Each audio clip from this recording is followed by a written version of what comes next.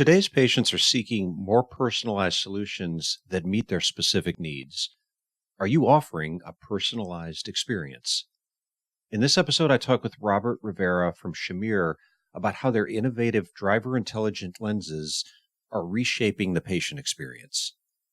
Robert explains how these lenses meet that demand with features like nighttime myopia correction and advanced AR coding to minimize visual noise.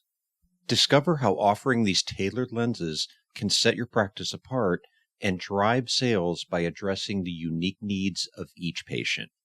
In today's competitive landscape, your practice can't afford to be generic.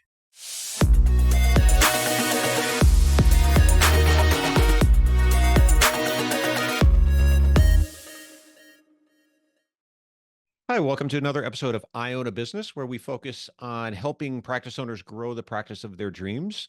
I'm your host, Dr. Steve Vargo. And today we're going to dive into the world of innovative lens design and how you can leverage specialty lenses to encourage more optical sales. And we're thrilled to have Robert Rivera from Shamir, a leading company known for their cutting edge lens technology. And Robert will be sharing his expertise on the Shamir Driver Intelligence lenses, a revolutionary product designed to enhance driving safety and comfort. So, hey, Robert, how's it going? Hey, good. Thanks. How are you? Great, Thanks for great. having me on. I appreciate it. Yeah, thanks for joining. So before we get started here, tell us a little bit about yourself and your role with Shamir. So for me, I've been in optics since 1985. With Shamir, I was an AE in Los Angeles for about 10 years.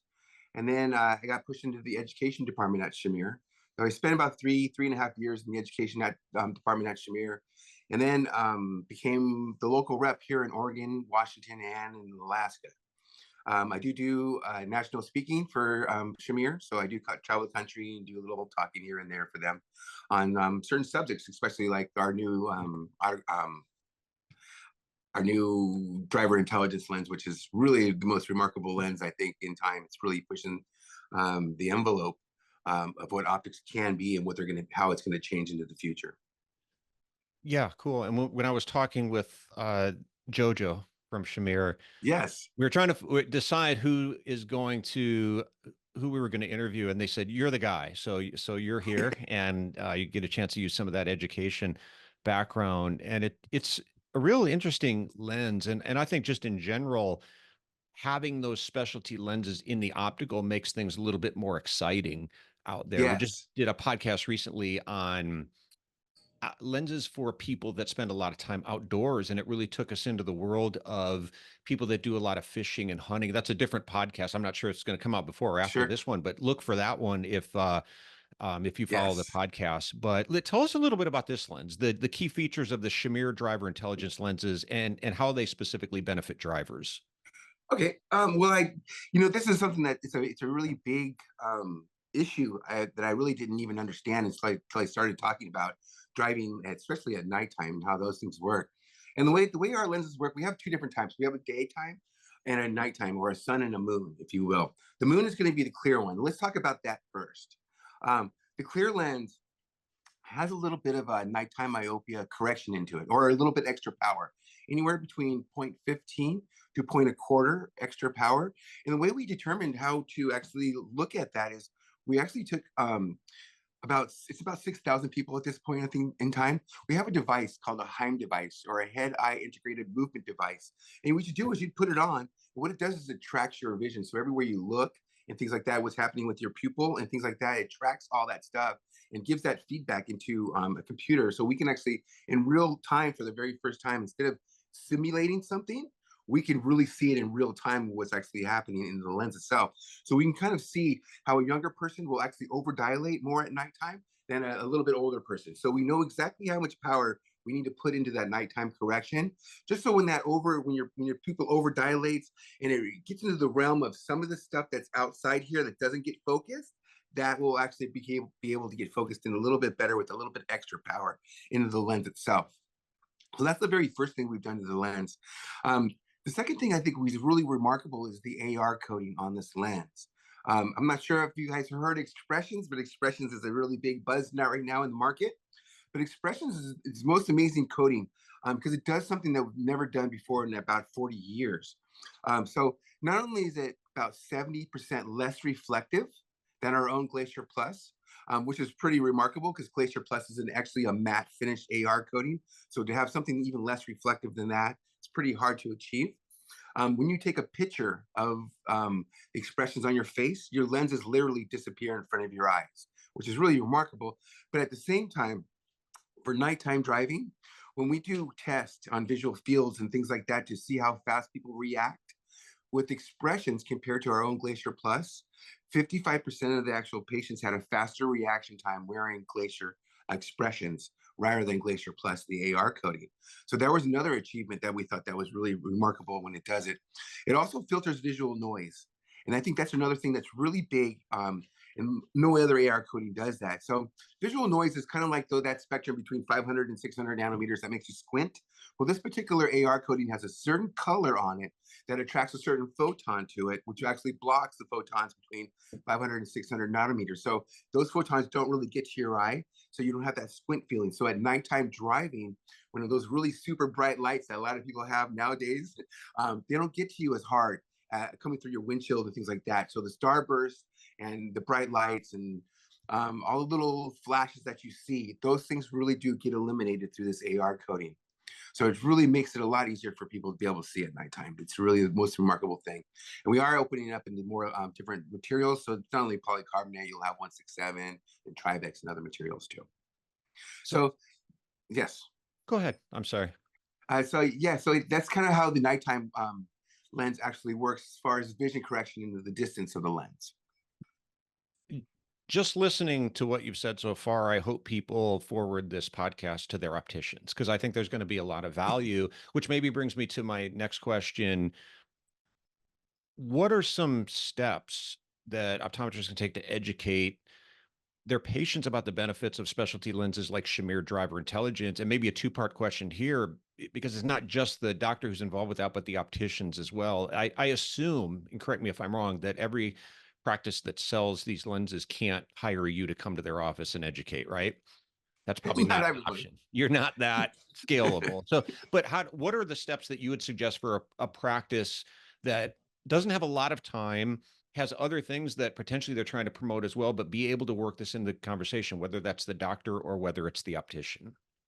I think really it's really a nonchalant kind of question. There's a couple of different ways you can do it. You can look at the patient's chart and see if they're a driver of any type, and then introduce it that way.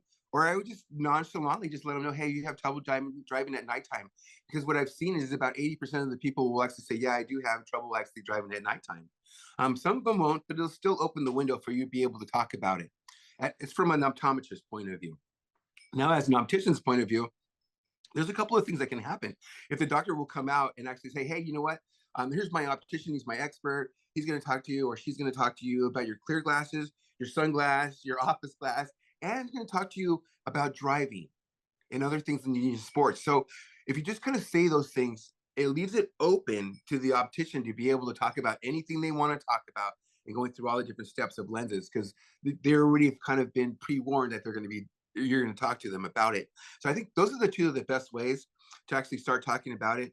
And I think the best way to do it is nonchalantly just say, hey, you have trouble with nighttime driving, to every single patient. And I think it's really important. I like to make sure that most optometrists and opticians actually make a commitment. They should make a commitment to actually ask every single patient, do you need a second pair for anything like driving or hobbies or sports? It's very nonchalant. It's not offensive in any kind of sort of way. But at the same time, it opens the door for that patient to be able to think, wait a minute, I do have a few things that I do want to talk about and learn about. So I think that's the best way to kind of get to your patient to let them know what's going on. Also, advertising in the office. If you have a loop or if you have a touch screen and you're able to actually put our website onto that touch screen and just have people go up and learn. Because a lot of times when you're in the office, you're kind of bored. Either trying to sit on your phone where there's signs that say no phone, or you're trying to like secretly look through your stuff. So I think a lot of times the experience in a waiting room is a great opportunity to start introducing products ahead of time with your patients, with just little signs and little things, little eye candy around the office and things like that. I think that's the best way to kind of introduce it to start with. So you said something there that I hope people pay close attention to, and it's asking the question first, because I think that it's such a common pain point driving at night, and I don't know if people realize the differences in glasses or the reason for it, but having coached some sales teams, one of the most common issues I'm noticing and I try to correct is not assuming that people have the problem. Ask the question first, because I see a lot of people in sales, they start rattling off features and benefits without really understanding if that's a problem that person is having. And that can create a disconnect because you're assuming, hey, this seems important to me, it should be important to you, Absolutely. versus asking the extremely simple question of, are you having any trouble driving at night? Which Yeah. opens up a conversation and it piques their curiosity, right? Well, as a matter of fact, Yes. I am having trouble driving at night. What do you got? So it opens up that conversation, and the other person almost welcomes that Right. feedback versus feeling like information is being pushed on them. And then, yeah, the in office is a great idea as well. And having something that's visible when people walk in that starts piquing their curiosity Yes. before they even get back to the doctor or the optician. So some Absolutely. great input there. Very important. What is your thoughts on these lenses as differentiators? And I think I know your thoughts on that already, but just could you speak to your perspective Yes. on optical in general? Because you know a lot of the complaints with optical, it's that people they just want what their insurance covers and they're taking their scripts and leaving. It seems increasingly important that we have something in that optical that's going to draw people in and maintain competitiveness. Can you speak to that from your perspective? Yeah, absolutely. Um, Having the ability to have better lenses in your office, I think that's a huge thing. But a lot of times our consumers always look for money and cents. So it's really going to be a detriment for your opticians to be able to explain the technology. And this is where I really make sure that I try to hammer home with the opticians that product knowledge is going to be huge in this kind of an area. Um, when we look at the different technologies, you can nonchalantly say, there's corridors this way, and this way. But then there's like the other things. There's like distortions and specialty lenses, exactly kind of what we're talking about. So if we were talking about a lens that has for driving, let's just kind of talk about it because we're talking about driving lenses. Like if we're talking about the actual progressive for a driving lens, where a regular progressive will come across the 180 and go down the corridor and go down. This one, actually, the intermediate on this lens goes all the way across the whole 180 into the side mirrors of your car. So when you start talking about that as a benefit, it's a lot different than a regular progressive. And this is where you can get to the actual specialty things. Now, a lot of times what I talk about is I like to talk about the SUV that everybody has that kind of is like a jack of all trades, kind of like what a progressive is. And then there's always that task thing that people like to do. Like for me, I have a little race car. Some people where I live in Oregon, they have these big monster trucks. And those are very much task oriented things that they're going to go do. So when you get a lens that's actually been made exactly for a certain task, it'll actually bring a lot more clarity to what you're doing. It's kind of like the monster truck will go up the hill, the SUV probably not going to get up the hill. So having that actual real tool that you really want in your bag that will actually take care of what you're looking at for maybe golf or fishing or driving, in, for that matter. And any kind of technical lens that you have to be able to introduce it to your patients to see what their reactions are, because you really never know. It's like we said before, assume nothing is kind of one of the rules. So if we can get to the point where we can start talking about different types of lenses and how they can actually improve their lives, we can start selling these. And a lot of times, yeah, it's one of those things where some people have a lot of money and some people don't have a lot of money, but you have to bring it up and talk about it because people will be excited. Like for me, if you told me that there was an actual golf lens or a motorcycle lens or something like that, and I rode a motorcycle at this moment, maybe I just got done spending $2,500 on a couple of pair of progressives because that's my core. I need that for my life.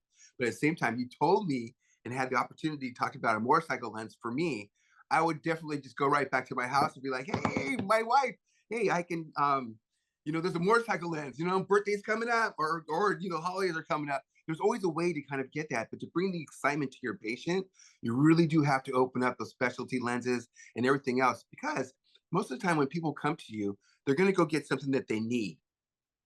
So if they're going to come get something that they need, fine, that's great. why don't you show them something that they would probably want, because they already know what they need. So it's better to show something that they want. So for me, when I would sell as an optician, I would sell the actual specialty lenses first. Talk about those things first. Say, hey, yeah, I know we're going to get your progressive, but did you know they make glasses for driving at nighttime? Just to kind of nonchalantly bring that up, you can. Or once you start to get to their questions and you know what their hobbies are, you can plug in a certain lens. Like if they said, I love cooking, I would say we have a cooking lens. Or I ride a motorcycle or a bicyclist I'm a hardcore bicyclist all the time. So we have a bicycle lens. And then you can stack value on top of that. So now it's a bicycle lens, but you can use this lens for golfing, fishing, hiking, walking your dog.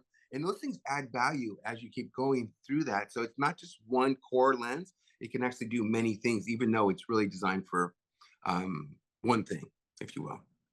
I love the use of the verbiage there and changing it to what's relevant to that person. You mentioned, versus we call this, I guess, a driving lens by brand, but then altering that to a motorcycle lens or a golf lens, whatever would suit that person. I think that name will stick in their memory. Even if they don't buy today, they're going to leave there thinking and remembering, oh, there's a lens that's suited for me. And I was going to ask you, are these primary lenses or secondary? And it sounds like they're secondary from the standpoint of they're still a specialty lens, but you suggest, or at least in your approach, was to talk about these first. Yes. Because we already know when a patient comes in, they're going to get their new pair of glasses. And I think it's a great opportunity that, yeah, you can get your regular glasses that you've been getting for the last 5 or 6 years. It's a great opportunity to introduce a new product. Let them know what else is out there, what can improve their lives. And that's something that we can't really determine because we have to talk to them about it and what actually makes sense to them. But we do have lenses that can actually be better for them. I mean, like a farmer's lens, if you will. A farmer for a tractor. I've been in one office and I say, we have a farmer's lens. And the guy came out, he says, I drive a tractor every 2 weeks. Let me hear about it. So anytime you can plug in any kind of little thing into their own lifestyle, I think it's really huge because they'll really want to know more about it. Yeah, and the thing with specialty lenses is that there's a differentiator there, right? And there's one thing we know from, you know, decades of research is that the human brain is always looking, it's always comparing things to help us make decisions. And I think that's one area that we get into trouble in the optical, especially, is because people walk in there, if they don't see the difference in two different types of glasses and two different types of lenses in value, then we're going to find a way to compare things, but we're always going to default to price. And I think that's where we get into trouble in the optical. So this, again, through proper communication, whether that's through the doctor, whether that's through the optician, whether that's through marketing, there's a clear path here toward differentiating this product from alternatives. Absolutely. Um, can you speak a little bit more to the marketing? And maybe if this is out of Sure. your wheelhouse, let me know. But you mentioned a few things Absolutely. like No. internal marketing, and obviously we're talking about communication within the office. But what have you seen effective? And maybe Shamir offers something in this realm as well. But as far as marketing, internal or external? So we do. We actually have this thing called a website called Shamir Personal, and it has completely everything you want for your office, all the advertising, all the logos, all the education for your opticians that you would like to have. There's marketing involved. Yes, marketing will help you market your website with logos and different things that we have on our website and things like that to make it easier. And there, it's pretty remarkable too, because like when we look at the driving lens itself, um, when we look at how awesome that is, because when we look at a regular progressive, we look at about 3,600 different light rays into your eye. This one has 14 million light rays into the eye. It's something that's never ever been done before. So having the ability to actually go into a website, look at what's actually the details of what's actually making this lens a lot different than everybody else's lens, and then be able to comprehend that and actually explain that to your patient in a very simplistic way. I think it's one of the best things you can ever do. And at the same time, with our marketing and our Shamir Personal, we can do things like loops and things into your office that you can actually have education running into your office more than just because a lot of times loops are kind of boring. You guys get a loop that's kind of more a little more exciting, and that's kind of where I think Shamir does because we're really innovative as far as bringing new products to the lands to the market. A lot of times people don't talk about golfing lenses. They don't talk about bicycle lenses. They don't talk about driving lenses, maybe a little bit with some others.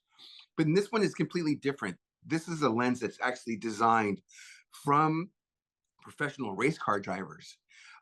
It's something that's completely different. You got two of the very best race car drivers in the world from Alpine, like Fernando Alonso and Gasly. And then you have the driver from here, which is Sebastian Bourdais, who's races for Cadillac. And then there's two other gentlemen too, Zach and I think his name's Pierre, and they race for Alpine, which is in Europe. And they all test our lenses and actually came up with the Heim device. And that's how kind of we do our research and development, which is really exciting. So when you go to our website and you go to things like that, you'll see like race cars running around, and there's a lot of excitement that's going on. So we do have a lot of things that we can offer as far as like eye candy into the office and education and excitement, I think, for all of our patients to be able to be excited about what's happening in the future and having things in their life that actually makes a bigger difference rather than just a regular pair of glasses. That's awesome too. But at the same time, there's things that we want that rather than we need. And I think when we talk about specialty lenses, those are the lenses that people really want. And a lot of times we don't have a lot of time to talk about them. A lot of times opticians will just shut down. They don't talk about, do you need a second pair for anything? They just kind of shut down, and it's like, I've already did my sale. There's two other patients waiting for me and I need to move on. No, you still need to kind of try to plant a seed out there so they can understand that there's more to offer than just a regular pair of glasses. And I think that's what makes a really big difference when we look at like a Costco or a Walmart or something like that, where they don't have access to these remarkable lenses that people actually want. They have things that people need, but the want is where we really want to go with things. And we want to educate the patients on the things that would actually make their lives better and things that they want. I think it's really important. Well, how much cooler could that get for these lenses than to have them designed by race car drivers? Right? That's It about doesn't as get any cool as better it than that. gets. Absolutely not. It doesn't get any better because they're the ones who lay down how that thing works. Because our Heim device tracks your vision. It comes up with your own sculpture of a progressive and how you use your eyes. But then you put that on a race car driver, and you can see where all their eyes are going and how that kind of works into it. And it's really a great lens. Not only the intermediate, it's really clear, but it does have a reading area in it too. So you can still, drive out to Malibu, if you will, and go eat lunch, and everything's still kind of dandy. It's not something that just goes away. So intermediate's still pretty good as far as on a daily basis, even with this driving lens.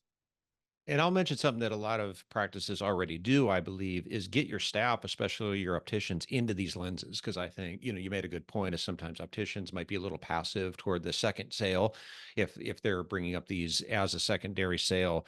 But if they're excited about the lens, then that excitement and enthusiasm is going to come through. So if the Yes, practice really wants to back these lenses and promote them, get them into the frames of the staff and the I optician. do. I think it's so important. It really is. Then once they experience it themselves and have the excitement themselves, then it's their own personality that comes out, and that's kind of what wins patients. Really, is that connecting of reality, if you will. It's not something they're just saying because they've been taught how to say something. They're actually experiencing it in real world, so they can actually talk about their own experience at nighttime and during the daytime. And I think those stories are really genuine, and those were the ones that really will resonate with our patients. So Right. you're 100% correct. I try to put my lenses on every single person in the office if I can, every single time. Yeah. I mean, genuine enthusiasm and experience will always trump something that's scripted, or it feels like a Yes, checklist. Because we get into that as well. I said I do some sales coaching. The other thing is I always, sort of jump in when it starts to feel very checklisty. Let me just go down the list of all these different features of the product. And I think a lot of times that's how lenses and frames are presented in the optical versus, hey, something I'm really excited about. And what you're saying is that basically the optician sharing their own story, which I think is much more powerful and impactful. absolutely. So I have one more question for you, and some of this might be redundant, but I just feel it's something that a lot of offices struggle with. Hmm. So I'll ask it anyway. But in terms Sure. of the balancing cost with benefits, how can an optometrist or maybe an optician balance the conversation between cost and benefits when discussing specialty lenses or these lenses in particular with patients to drive sales without seeming overly sales focused? And I ask that again because I think some of this is going to Mhm. be we've already covered, but I think that's an area that doctors struggle with, especially. It's like Without I question. should talk about this, but I don't want to feel salesy, and sometimes that goes to the point of almost being a disservice to the patient because I've seen doctors actually not mention things they probably should have out of fear of coming across as salesy. So they punt it off to an optician and, oh, guess what? Our opticians aren't very competent out there. We just hired somebody new. And sometimes nobody gives the patient a legitimate chance to consider these lenses. So just curious your thoughts as far as presenting these in a way that gets people to understand the value, but maybe the doctors or even the opticians who said, I don't want this to feel overly salesy. Yeah, that's one of the hardest things, and I think that comes from almost everybody. And I don't know why being a salesperson is okay. It is Okay, okay. I Yeah. want to say that, but it's I a tough spot. It really is. It's an awkward kind of a thing. So I think the best thing to do is to kind of just brush your shoulders off. Don't get nervous, and just nonchalantly talk to them like they're your best friend. That's the best way to kind of do it. Don't do anything that makes you feel kind of awkward. I would say, hey, there's extra, do you need a second pair for anything? And that's kind of one of the things you can say nonchalantly. That's something that's not too prosive. Say, hey, yeah, they make lenses for driving. They make lenses for sports like golf. Because I would just hit like the things that are more common. Like I would say, they make driving lenses. They make specialty lenses for golf and stuff like that. So if you would golf, fish, hike, ride a bicycle, we have special lenses for that. There's other things beyond what we do as a normal basis, and we got to really make sure that we present those to our customers every single time. So a lot of times, if the doctor doesn't want to say it, like I said before, if the doctor doesn't want to say it in the room, that's okay. Okay. Just make sure when they come to the optician, they open the door for the optician to be able to say, hey, they're going to talk to you about this, and this. And at first, maybe you do have a very new optician that doesn't have a lot of experience, but it's really great to start making that habit as soon as possible. Because you know how it is with things. For me, if you put yourself in an uncomfortable position, for a long time, eventually you'll pick your head up and go, "Wow, I'm really comfortable here," because even though it's an awkward position. So I think practice is really really important. So doing the role plays and stuff like that is really important. Um, but talk to your opticians about how they feel about their product, because when they feel about comfortable about their product knowledge, they'll feel comfortable about talking to their customers because there won't be anything left out. They'll know exactly what they need to talk about and how to talk about it. And then it's also about getting excited about what's happening around you too. I think if you're excited about things, people are a lot more willing to listen to what you have to say. If you feel nervous, they're kind of be like, oh, I don't know. They're trying to sell me something. Mhm. So I think the best thing to do is really treat your patients like a best friend. When they walk in, hey, if you can say their name. And a lot of it comes around personality types too. And I like to talk about personalities, like the ones who pull all the frames off the wall, how to address those customers. The person that just comes in is like, I'm going to do my thing and get out of my way. Or the person that comes in and is just super friendly, like an expressive. Each one of those, I think you can break down every single personality that we see on a daily basis as an office to a friendship. And I think the best way to do it is, when they first come in, maybe get to their name. I think a little play in the office is really great. Incorporate that patient into your office so they feel more comfortable. And when everybody feels a lot more comfortable in their environment, it sure is a lot easier to start talking about more and more products to your patients. So for me, at the doctor's level, I think the best thing to do is you have to say something, because we all know that the best practice is the doctors sell from the chair. So it's always really important to be able to say, yeah, this is your progressive, this is your prescription. But also, I want to make sure you understand that there's all these other lenses out there too. So if you talk to my optician, they'll let you know that there's lenses for sport, driving, carpentry, any other thing that you could possibly think of. And then when you go to present it to your optician, let them know what you kind of talked about. If you talked about, because sometimes the patient will open up to you as a doctor more than the optician, because of some opticians don't feel so comfortable with things, but they are trusting the doctor no matter what. So if the doctor feels very comfortable in the product knowledge that they have, I think that's a huge way to be able to be confident as a doctor, to be able to sell out from actually from the chair itself, and then have it reconditioned at the optician level. And that's a pretty much a good, very confident practice. Doctor and optician are on the same exact board, and the patient will feel that confidence as you start to present things to them. So I think it's also an incorporation of how your practice feels about the product, what their level of product knowledge is. Because when you have a high level of product knowledge, it's a lot easier to kind of bring it down into a non volatile, if you will, kind of a talk to your patient nonchalantly. Just say, hey, you need these. If you need these, you can get these, this, and this, and this. Because a lot of times they don't know.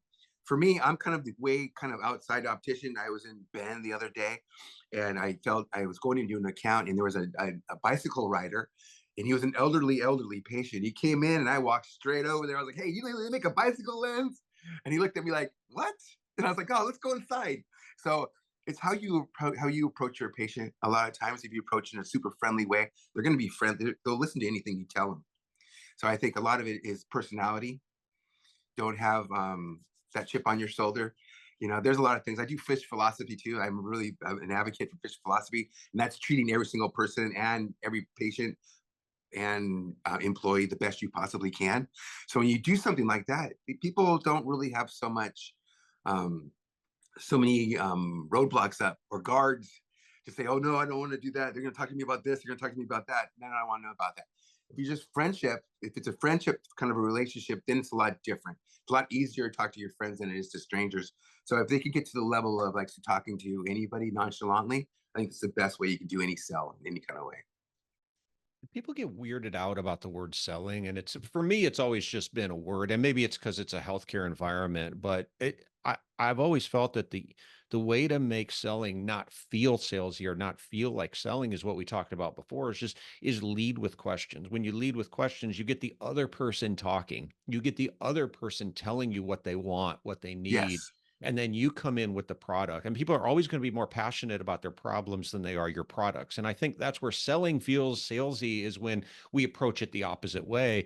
Nobody is comfortable in that scenario when a patient sits down and the role of the optician or the doctor is to just start giving them lists of information and about the product, and here's information about the lens. That gets people to lean away because that does Right. feel salesy. It feels uncomfortable for both parties versus asking questions. Did you know, like you ran out and grabbed Right. the guy and said, do you know there's a bicycle lens, right? That piques their curiosity. Or do you have trouble driving at night? Right? It opens up these sort of knowledge gaps. People actually want information. And if you keep digging a little bit more, you continue, ask some follow-up questions. Eventually, you don't feel like you're pushing a solution on them. They actually want the solution. There's Right. research, which you may be familiar with, that shows that the best salespeople are typically the ones doing the least amount of talking. And Right. in my mind, is the easiest way to not feel salesy is to talk. Just do less talking, ask more questions, get them talking, get them opening up. And I see time and time again, people in quote unquote sales positions do much better when they're able to do that. I think it takes all the pressure off the salesperson too. Absolutely. Makes a friendlier environment. Yeah, absolutely. It So really does. hey, man, thanks a lot. I You're think you welcome. said this was your first podcast, but nobody Yeah. would know it because you did great. Well, um, but yeah, thanks for your time. I think this was very informative, both from a optical standpoint, but also from a business standpoint as well. So really appreciate your expertise and insights on the excellent. topic. Thank you so much. I really appreciate being here. Awesome. Robert, where can people find out more about Shamir and in particular the driver intelligence lenses? Go to shamirlens.com. We have a great website. It even has the white papers in there too. So if you're one of those opticians like myself that wants to know everything about everything, it's got the white paper in there. It has great things for your customers. It'll have loops. It'll have completely everything in that thing that you would ever need from an ECP level to the customer level and everything kind of that's in between. Just a remarkable website. I think that's the best place to go to learn about what Shamir has to offer. Perfect. So check it out. I hope you're and I'm sure you'll get a lot from that. I'm sure you got a lot from this podcast as well. So thanks again, Robert. Thank you, Appreciate your time. Doctor. Appreciate it. And thanks everyone for listening. And if you enjoyed today's episode with Robert, please subscribe to our podcast wherever you're listening. Leave a review and share it with your friends and colleagues. You can follow us on Facebook, Instagram, and LinkedIn. And to learn more about iDoc, you can visit our website at idoc.net. That's idoc.net. And you can check out the links in our show notes for some helpful resources for your practice. So see you next time and keep dreaming big.